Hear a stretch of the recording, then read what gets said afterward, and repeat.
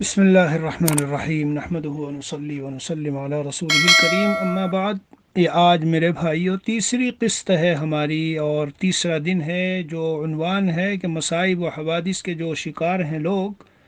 ایک بات تو ان کو مایوس نہ ہونا چاہیے، پریشان نہیں ہونا چاہیے، اور بس اس کے تعلق سے یعنی اللہ عز و جل نے اور رسول اللہ صلی اللہ علیہ وسلم نے ہم کو کیا کیا تعلیمات دی ہیں،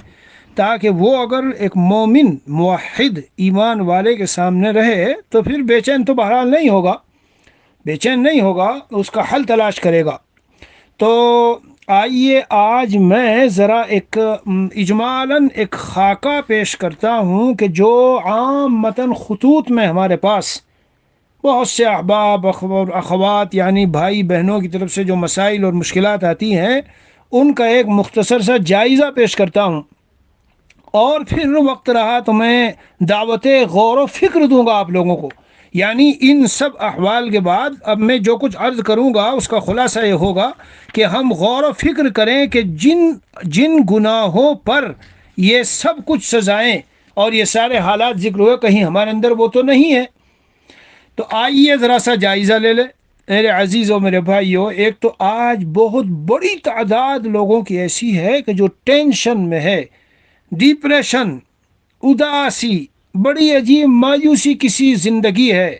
کھا بھی رہے ہیں، پی بھی رہے ہیں اور زندگی گزار رہے ہیں، لیکن جینے میں کوئی جینا نہیں ہے اور مرنے میں مرنا نہیں۔ بعض تو یہ سوچتے رہتے ہیں کہ خودکشی جائز ہوتی تو ہم اس دنیا سے چلے ہی جاتے، حالانکہ بظاہر اسباب، سامان، ساز و سامان، چیزیں سب کچھ موجود ہے،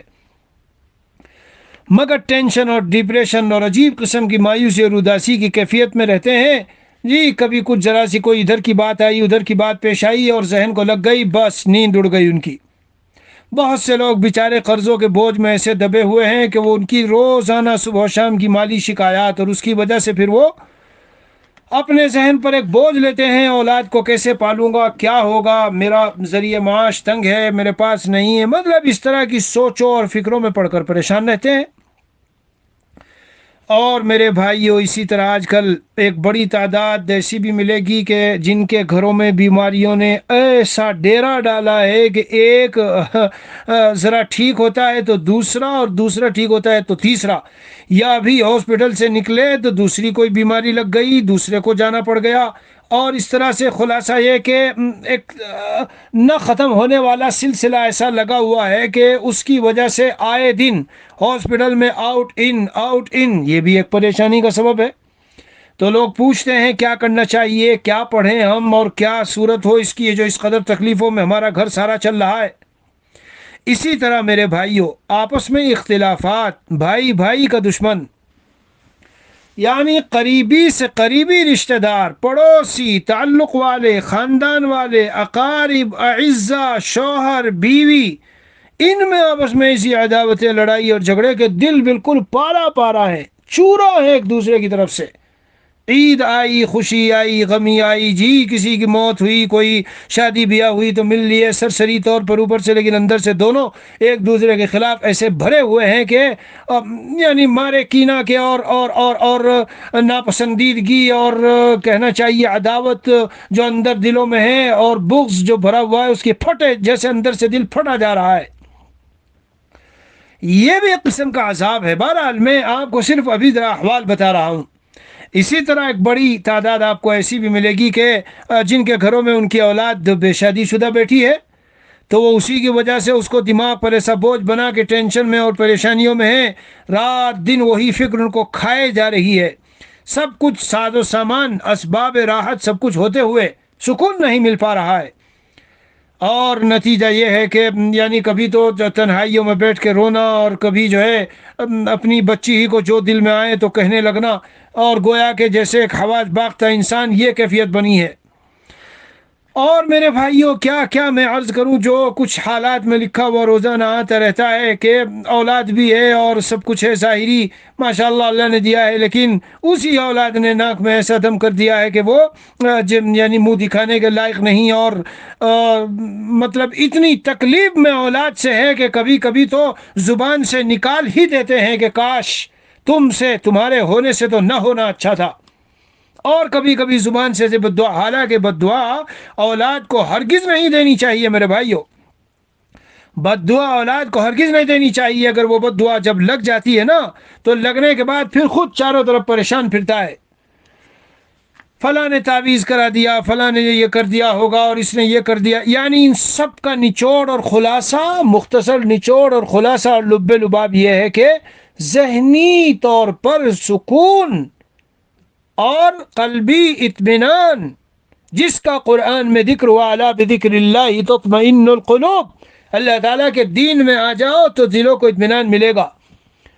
اور ابن تیمیہ اس کو فرماتے تھے کہ ان فی الدنیا جنتا من لم يدخلها لم يدخل جنت الاخرہ، دنیا میں بھی ایمان والے کو جنت ملتی ہے، جو اس جنت میں داخل نہ ہو سکا وہ آخرت کی جنت میں بھی داخل نہیں ہو سکے گا۔ تو میرے عزیزو، ذرا سا میں نے تھوڑا سا احوال کا ایک نقشہ بتایا ہے۔ اب اے وہ میرے بھائیوں اور بہنوں جنہوں نے خطوط بھیج رکھے ہیں اور وہ ان پریشانیوں میں ہیں، یہ بھی ایک پریشانی ہے کہ اولاد نہیں ہوئی، بہت مدت ہو گئی، نکاح بہت مدت ہوئی، بہت سال ہو گئے اور گھر میں اولاد نہیں ہے، اور جن کے اولاد ہیں تو پھر وہ اس سے پریشان ہے، کوئی نافرمانی، اولاد کی نافرمانی سے، کوئی اولاد کی بے دینی سے، یہ اتنے بے دین ہو گئے کہ میں تو ان کو سمجھاتے تھک گیا ہوں اور میرا سکون جاتا رہا۔ ٹی وی نہیں چھوڑتے، موبائل میں اس میں فلمیں دیکھنا نہیں چھوڑتے، اور بری محفلوں میں جانا نہیں چھوڑتے، اور ڈرگس کی اور کلبوں میں جاتے ہیں، اور مطلب ایسی بری باتیں ان کے اندر ہے کہ میرا ذہنی سکون، ہم والد والدہ کا تو بالکل ختم ہو چکا ہے دنیا میں۔ تو میرے عزیزوں، میرے بھائیوں، یہ ذرا سا نقشہ میں نے کھینچا، آؤ آپ اور ہم سب مل کر جو ان حالات میں ہیں میرے بھائیوں، کسی کو کوسنے یا بد دعائیں دینے یا خود ذہن پہ اس کو بوجھ بنا کے لینے سے پہلے آئیے میں آپ کو سرسری ایک نظر ڈلواتا ہوں ہماری زندگیوں میں کہیں یہ گناہ یہ تو نہیں پائے جا رہے۔ اگر وہ پائے جا رہے ہو تو میرے عزیزوں پھر مثال ایسی ہے کہ آگ لگی ہو اور تنور میں کوئی کھڑا ہو اور پریشانی اور شکوہ گلا کر رہا ہو، ہائے لوگوں میں تو مرا جا رہا ہوں، بڑی تکلیف میں ہوں، مجھے کسی طرح بچا لو۔ بھائی کہیں سے بچا لے میرے عزیزوں اور میرے بھائیوں؟ جس طرح آگ کی خاصیت جلانا ہے، گرمی ہے، اس کے اندر برف کی خاصیت میں ٹھنڈک ہے، اسی طرح اللہ تعالیٰ کی فرما برداری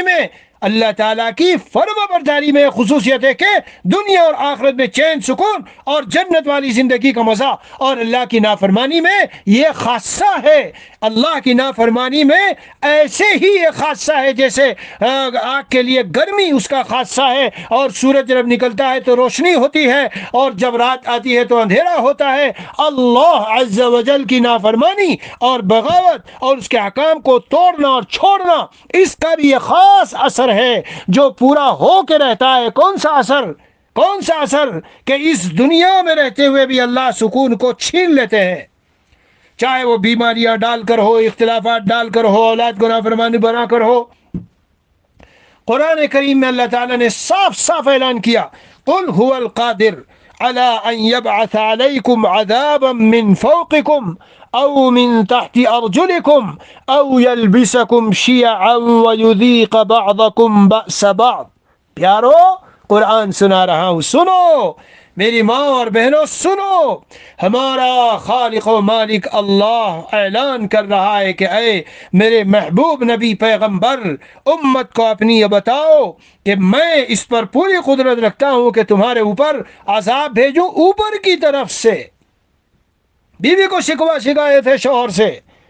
ظلم کر رہا ہے، ستا رہا ہے، حقوق ادا نہیں کر رہا ہے، یہ ہے وہ ہے، تو ذرا گریبان میں جھانک کے دیکھو۔ کیا جھانک کے دیکھو؟ ابھی بتاتا ہوں۔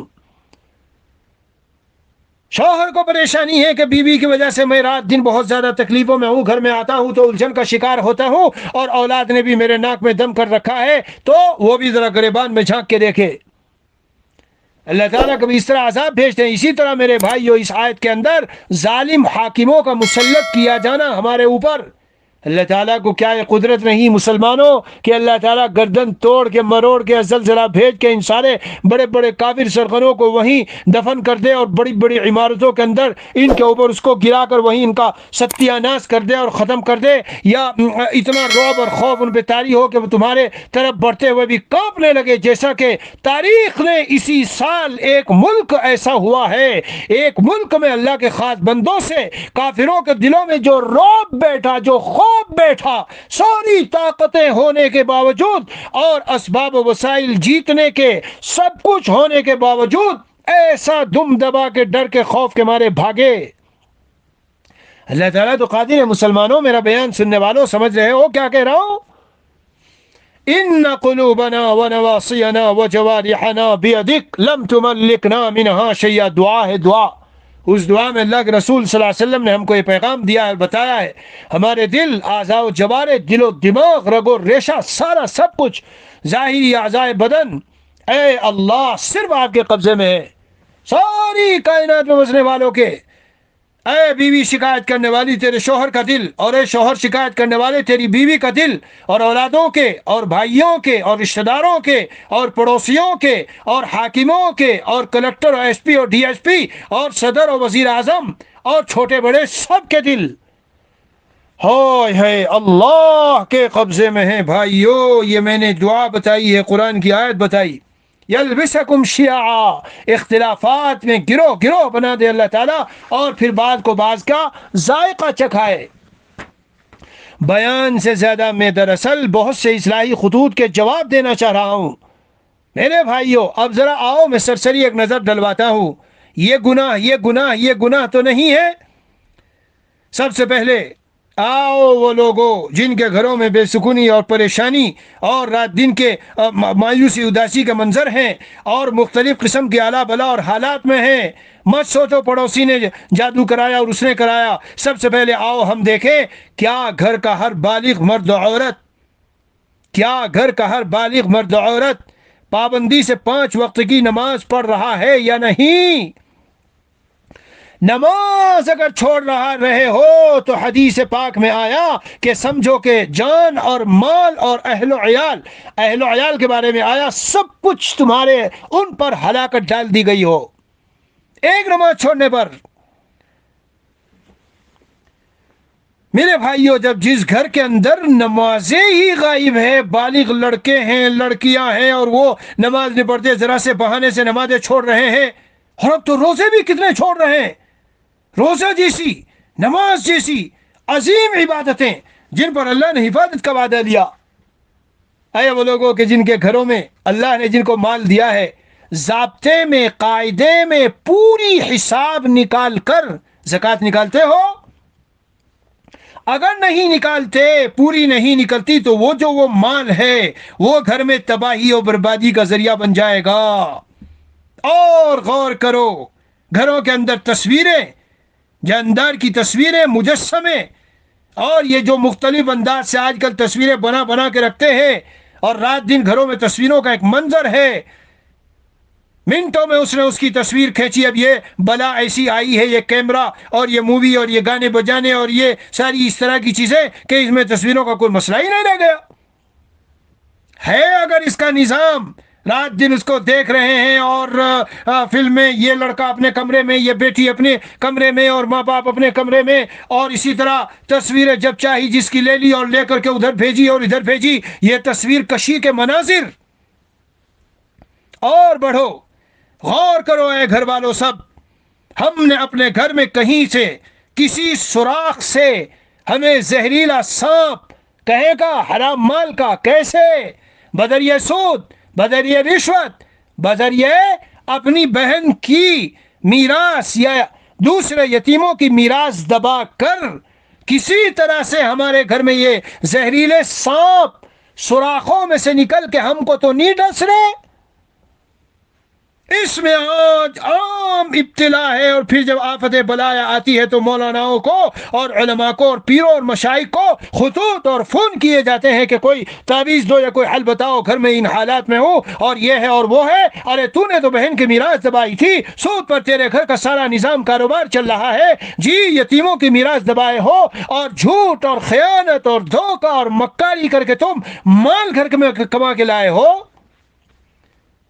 تو گرمی جس طرح آگ کے لیے اور ٹھنڈک جس طرح برف کے لیے، اسی طرح حضور علیہ الصلاۃ والسلام کے فرمان صادق کے مطابق ان گناہوں کی خصوصیت